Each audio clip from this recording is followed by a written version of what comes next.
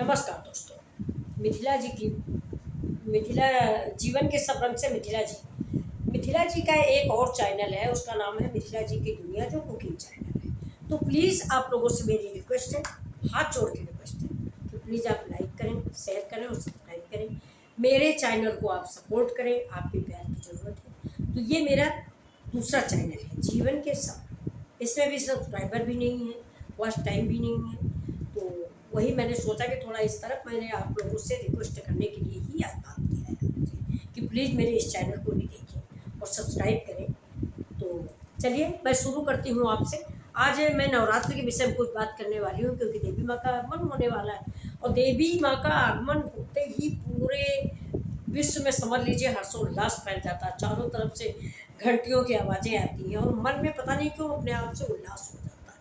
उसके पहले देखिए 29 तारीख से 14 तारीख तक पितृपक्ष है। पता नहीं क्या बात है, मेरी आत्मा या आप सबको भी हम जानते होंगे कि पितृपक्ष में पता नहीं क्यों मुर्दनी सी छाई रहती, दिल में वो उमंग नहीं आती। और जैसे ही पितृपक्ष खत्म होता है, माँ के आते ही लगता है कि बहुत कुछ मिल गया। तो माता रानी आ रही हैं, तो मैंने सोचा मैं आप लोगों से बात कर लेती हूँ इसी इसी बात विषय में आपसे। तो देखिए अब की बार जो है माता रानी जो है 15 अक्टूबर रविवार को आ रही है। समझ गए आप? 14 अक्टूबर को हमारा पितृपक्ष खत्म होगा, तो माता रानी 15 अक्टूबर दिन रविवार को हमारे यहाँ अपना आशीर्वाद देने प्रकट हो रही है। और 25 अक्टूबर दिन मंगलवार को माता जी अपना भरा पूरा आशीर्वाद दे के हम सबको खुशियों का, परिवार बढ़ाने का, निरोगी काया के लिए आशीर्वाद दे के 24 अक्टूबर मंगलवार को, उसी दिन विजयदशमी भी है, तो अपने लोक में प्रस्थान कर जाएंगे। बोलो जय माता दी। तो चलिए आपको मैं फिर बता देती हूँ कि इस बार मंगलवार को विजयदशमी है और उसी दिन माता रानी का अपने लोक में गमन भी है। तो मैं बताऊँ आपको कि सबसे पहले 15 अक्टूबर को परेवा है, यानी रविवार वाली। तो जो लोग पूरे 9 दिन के नवरात्र रहते हैं, मैं उसके विषय में बताऊँगी कि अब तो मैं थोड़ा सा एसिड उसिड बनता है, गैस की प्रॉब्लम रहती है, तो मैं नहीं रहती हूँ। पहले मैं भी 9 दिन का रहती थी। तो हम लोग 9 दिन का रहते थे इधर लखनऊ साइड। तो कैसे रहते थे कि जैसे कभी 7 दिन का नवरात्र हो गया, पंडितों ने कह दिया अब तो 7 की बात 7 दिन का है। 8वें दिन अष्टमी हुई, कन्या खिलाया, खाना खा लिया। कुछ दिन पता चला आपकी बार 9 दिन का है, तो 9 दिन रह लिए है। तो ऐसे रहते थे पहले। फिर इसके बाद हम लोग कुछ दिन नैनीताल रहे 2 साल। तो जब 2 साल नैनीताल रहे, तो वहाँ के लोगों को मैंने देखा कि वो लोग तो ये सोचते ही नहीं है कि 9 दिन रहना है या 7 दिन रहना है या 5 दिन रहना नहीं। मैंने उनसे पूछा कि भाभी जी आप लोग, तो उन्होंने बड़ा अच्छा आंसर दिया जो मुझे बहुत पसंद आया, वो मैं आपको बता रही हूँ। उन्होंने कहा कि मैं 9 दुर्गा रहती हूँ, नवरात्रि उसका नाम है, यानी नवरात्रि। तो नवरात्रि 7 कैसे हो गई? 2 देवियाँ कहाँ चली गई? क्या 2 देवियाँ नहीं आई आपके यहाँ यूपी में? उन्होंने मुझसे डायरेक्ट यही कहा कि किस नवरात्र में सिर्फ 7 लोग देवियाँ आती हैं, 2 देवियाँ नहीं आती हैं। तो फिर नवरात्र आप क्यों कहती हैं उसको? सप्तरात्र बोलिए। हमने कहा हाँ बिल्कुल सही, आप बिल्कुल सही कहते हो। तो उन्होंने बताया कि हम लोग पूरी नवरात्रे रहते हैं, मतलब नवी माता सिद्धिदात्री, उनको हम क्यों छोड़ दें? मेन तो वही है। हम लोग अष्टमी को नवमी को पारण कर लेते हैं, पूरी सब्जी कन्याई खिलाई नवमी को, खा पी लिया। नहीं, तो उससे मैंने क्या किया, ये 2005 की बात है। उसके बाद से मैंने क्या किया कि मेरे बड़े बेटे रहते हैं, मैं तो नहीं रह पाती हूँ, तो मेरे बड़े बेटे 10वीं वाले दिन पारण करते हैं। 9 दिन माता रानी के व्रत करते हैं, परेवा से लेके 9वीं तक का। 10वीं वाले दिन जिस दिन विजयदशमी होती है, उस दिन कन्या खिलाते हैं। कन्या खिलाने के बाद खुद भोजन क्या खाते हैं, माता जी का प्रसाद लेते हैं। उसी दिन विजयदशमी होती है, जो ये बंगालियों की पूजा होती है। ये तो हमारी पूजा हुई नवरात्र की पूजा, जो ये बंगालियों की होती है, जिसमें छठ वाले दिन मूर्तियाँ आती है और 10वीं को विसर्जित होती है। हमारे हिंदू समाज में आप सभी लोग जानते हो, यूपी के हो, बिहार के हो, कहीं के भी हो, है विदेश के हो, हमारे हिंदू समाज में मूर्तियाँ हम लोग विसर्जित नहीं करते। कुछ खंडित होती है, टूट गई, बच्चे से गिर गई, फट गई, तो विसर्जित की जाती है। नहीं, हम लोग नई मूर्ति ला के पूजा करके उसको विसर्जित नहीं करते। यह हिंदू समाज की प्रथा नहीं है। लेकिन बंगाली लोग छठी को मूर्ति लाते हैं, कितनी महंगी महंगी मूर्तियाँ लाते हैं। मैं जेवर पाती को उसको विसर्जित कर देते हैं। तो जिस दिन माता रानी के विसर्जन होता है, उसी दिन मेरा रामचंद्र जी का विजयदशमी उन्होंने लंका पर विजय पाई थी, उस दिन दीप जलाए गए थे। तो हम लोग अब क्या करते हैं, और आप भी ऐसा ही करिए। जब 8 दिन का व्रत रहना है तो सिद्धिदात्री माँ का व्रत क्यों छोड़ दिया, उनका भी रहिए। नवमी वाले दिन भी व्रत करिए, और नवमी को तो आपको 2 फल मिलने वाले हैं। देखिए, माता रानी भी है, रामचंद्र जी का जन्म भी है। रामनवमी चैत में रामनवमी में जन्म लिए थे, तो चैत वाली नवरात्र में तो रामनवमी आपकी और मशहूर हो गई। जो 8 दिन में नवरात्र जो नहीं रहते वो भी रामनवमी का व्रत करते हैं, अयोध्या में भीड़ हो जाती। तो आपसे मेरी यही प्रार्थना है कि आप जो है नवरात्र के 9 दिन रहिए, 9 दिन रहिए। 10वीं वाले दिन कन्याएं खिलाइए, और यथा अनुसार श्रद्धा अनुसार उनको जो हो सके चुनरी बर्तन जो भी हो सके, पैसा द्रव्य खाना पीना जो हमारी औकात है, जो उन्होंने दिया है, उस हिसाब से हम माता रानी को कन्याओं को भोग लगाएं। 7 साल 9 साल से अंदर की कन्या रखिए, इससे बड़ी कन्या नहीं रखी जाती, वो कन्या नहीं होती है 9 साल के बाद। वैसे इस युग में और भी नहीं है, पहले ज़माना दूसरा था। तो अब इसके लिए मैं आपको बता दूं कि कितनी देर आपकी कलश स्थापना होगी। 6:30 बजे से लेके 8:47, 6:30 से लेके 8:47। रविवार को आप सवेरे उठिए, मतलब शनिवार को ही पितृ विसर्जन हो जाएगा, उसी दिन आप तक धुलाई पुछाई कर लीजिए। सवेरे नहीं टाइम है, अगर टाइम है तो आप सवेरे भी साफ कर लीजिए। रविवार को संडे पड़ रहा, आप वर्किंग भी है तो भी आप घर में रहेंगी, सफाई कर लीजिए। नहीं तो आपने जो सफाई कर रखी है उससे गंगा जल छिड़क दीजिए, गंगा जल पूरे में छिड़क दीजिए, और नहा धो के शुद्ध वस्त्र पहन के, हो सके तो नए पहने, नए नहीं हैं तो धुले कपड़े पहने, जहाँ तो हो सके लाल कपड़े पहने, गुलाबी कपड़े पहने, माता को बड़ा अच्छा लगता है। और अगर आप सुहागिन है तब तो रेड कपड़ा बहुत जरूरी है आपके लिए। फिर माता रानी के कलश स्थापना कीजिए। 6:30 पर कलश रखा जाएगा, 8:47 तक का आपको टाइम है कलश स्थापना का। तो कलश रखने की विधि ये होती है कि आप पूरा मंदिर साफ कर लीजिए, माता रानी को स्नान करवा दीजिए, भोले बाबा को स्नान, उनके पूरे परिवार को स्नान करवा दीजिए, सभी देवी देवताओं को साफ कर लीजिए। मंदिर में आसन बिछा दीजिए, आपके सबके घर में होता है, नहीं है तो पाटा होगा उसमें रखिए माता रानी को। तो अष्टकमल दल बनाइए। अष्टकमल दल बनाना भी मैंने कई वीडियो में बनाया, बाकी सभी लोग बताते रहते हैं। आटे का बनाइए या चावल का बनाइए, उसको प्लस का निशान लगाइए, फिर से ऐसे क्रॉस करिए, 8 कमल बन जाएगा। तो अष्टकमल का वो बनाइए, उसके ऊपर आप मिट्टी का कलश रखिए।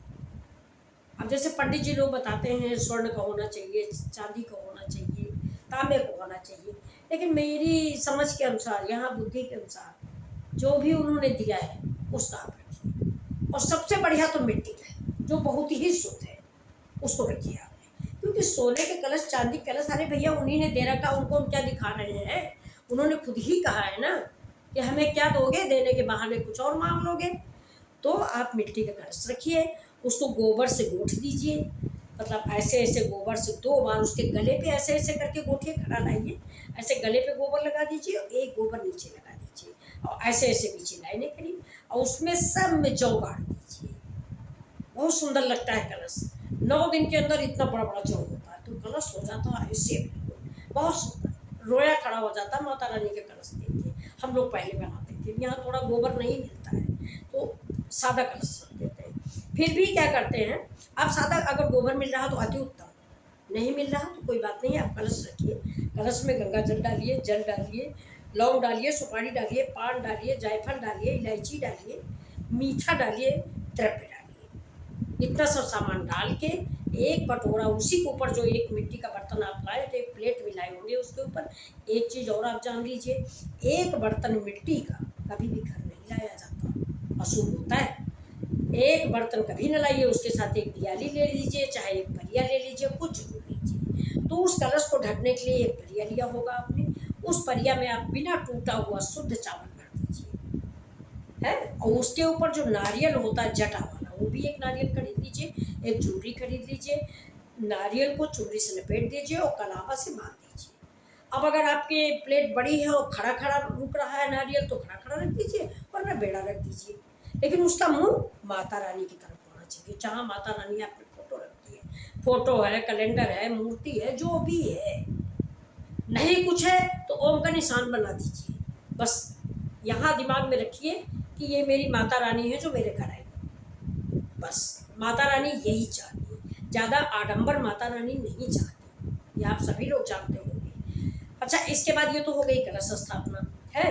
अब आपने जब जल रखा है तो उसमें 5 पल्लो डाला जाता है, यानी 5 पत्ते का आम का पत्ता। आम डालें या अशोक डालें, आम सब जगह उपलब्ध होता है, हम लोग तो आम ही डालते हैं। अशोक तो मैंने अभी दिल्ली में आके सुना कि अशोक भी डाला जाता है, लेकिन हमारे यहाँ गाँव में तो आम का डाला जाता है। उसको टेर्रा बोलते हैं। 5 के बच्चे तोड़ लाते थे, ऐसे डाल दो कलश में, 5 पत्ते अलग हो जाते हैं। उसके ऊपर चावल की प्लेट रखो, प्लेट के ऊपर नारियल।